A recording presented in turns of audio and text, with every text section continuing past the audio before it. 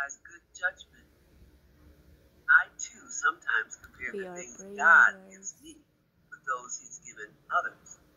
Why do I have this and she has that? I ask God. My question reminds me of what Simon Peter asked Jesus by the Sea of Galilee in John chapter 21. Jesus had just given restoration and forgiveness to Peter for his previous denial of him, and was now telling him that he glorified God by dying a martyr's death. Instead of answering yes to Jesus' invitation to follow him, however, Peter asked, Lord, what about John? Jesus answered, what is that to you? And added, you must follow me. I believe Jesus would say the same to us. When He's already given us direction in an area in our life, He desires our trust. Scripture reading is from John, chapter 21, verses 15 through 22. When they had finished eating, Jesus said to Simon Peter, Simon, son of John, do you love me more than these? Yes, Lord, he said, you know that I love you. Jesus said, feed my lambs. Again, Jesus said, Simon, son of John, do you love me? He answered, yes, Lord, you know that I love you. Jesus said, take care of my sheep. The third time he said to him, Simon, son of John, do you love me?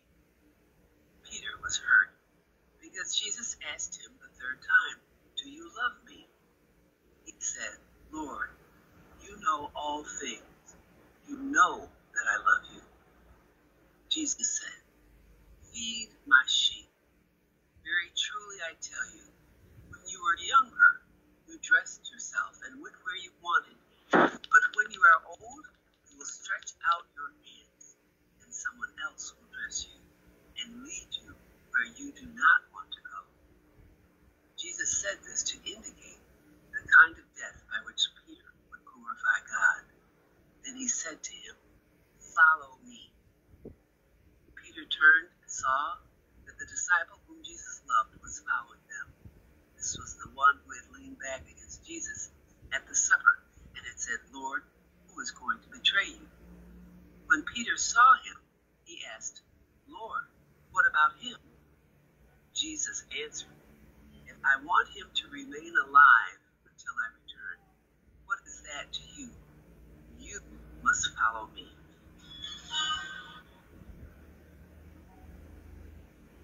Let's pray. Dear Jesus, please help us not compare what you have given to others with what you have given us. Remind us to be content with what we have, and that we need only to trust and follow you. Thank you, Lord. It's in Jesus' name we pray. Amen. Amen.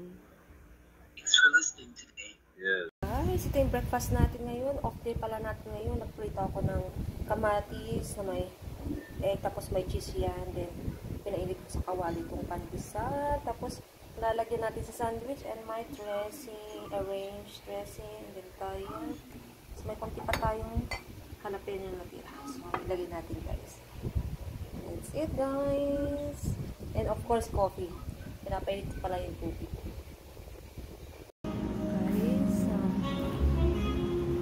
Mamamalengke lang tayo. Then, papasyal tayo kila nanay. Diba? So, maglalakad po tayo, guys. Hindi makulimlim. So, hindi siya masyadong mainit. So, magandang maglakad. Let's go!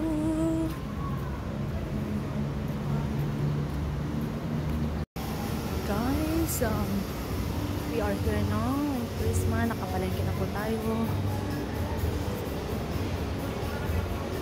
Yes, nakapalengke na. Let's go upstairs. Guys, nagluluto tayo ng munggo, diba? Ito yung pinakuluan natin. Munggo.